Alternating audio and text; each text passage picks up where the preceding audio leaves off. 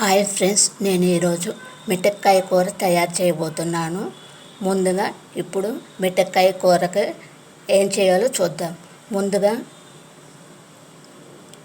4 స్పూన్ల ఆయిల్ వేసుకొని ఆవాలు, జీలకర్ర, పచ్చెనగపప్పు, ఎండుమిర్చి వేసుకొని ఇప్పుడు హీట్ చేసుకుందాం.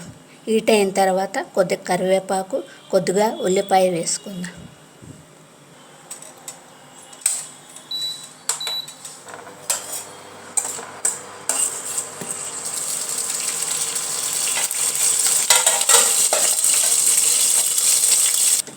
ఇప్పుడు తాలింపు వేగిపోయిందండి. కొద్దిగా కరివేపాకు, కొద్దిగా ఉల్లిపాయ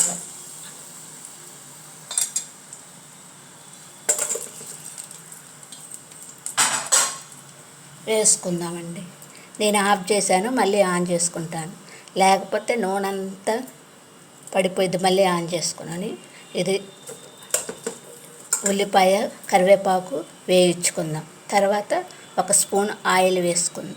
1 స్పూన్ సాల్ట్, 1 స్పూన్ సాల్ట్ వేసుకొని వేయించుకుందాం. ఇప్పుడు 1 స్పూన్ పసుపు,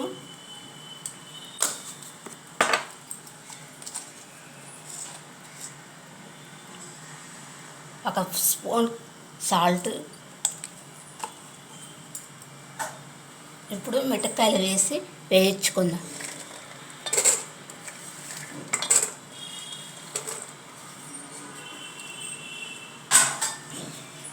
మిఠక్కాయలు వేగినాక లైట్గా వాటర్ పోసుకుందాం. ఇప్పుడు మధ్య మధ్యలో మాడిపోకుండా కలదిప్పుకుందాం.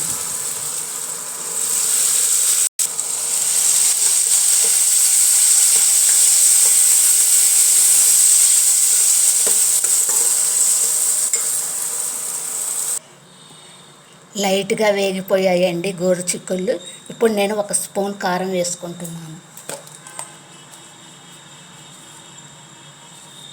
1 స్పూన్ కారం,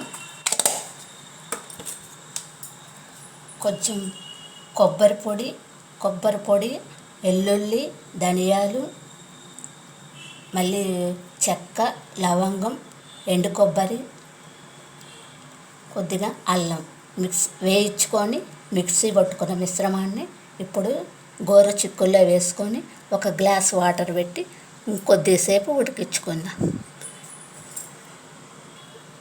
మళ్ళీ ఇంకొక స్పూన్ కారం యాడ్ చేశానండి, సరిపోదు.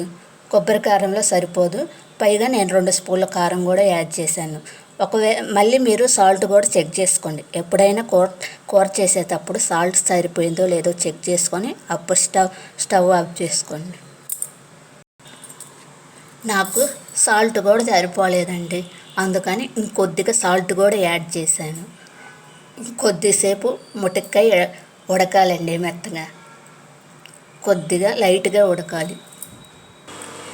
నేను 4 స్పూన్ల ఆయిల్, ఆవాలు, జీలకర్ర, పచ్చెనగపప్పు, ఎండుమిర్చి వేసి స్టవ్ వెలిగించి వేడి చేసుకున్నాను. తర్వాత కరివేపాకు, కొద్దిగా ఉల్లిపాయ వేసి వేయించుకున్నాను. వేయించిన తర్వాత మిఠక్కాయలు వేసి కొద్దిసేపు వేయించుకున్న తర్వాత కొద్దిగా సాల్ట్, 1 స్పూన్ సాల్ట్ సరిపోతే మళ్ళీ ఇంకొక స్పూన్, 2 స్పూన్ల సాల్ట్ వేసి 2 స్పూన్ల కారం యాడ్ చేశాను. అవి ఉడికినాక కొద్దిగా 1 గ్లాస్ వాటర్ పోసుకొని ధనియాలు, వెల్లుల్లి, అల్లం, కొద్దిగా ఎండు కొబ్బరి వేయించుకొని ఆ పొడిని వాటిల్లో వేయించుకున్నాను. అంతేనండి మిఠక్కాయ కూర తయారు చేసే విధానం. ఇంకా ఆఫ్ చేశానండి. మిఠక్కాయ కూర రెడీ అయిపోయింది. ఇంతేనండి.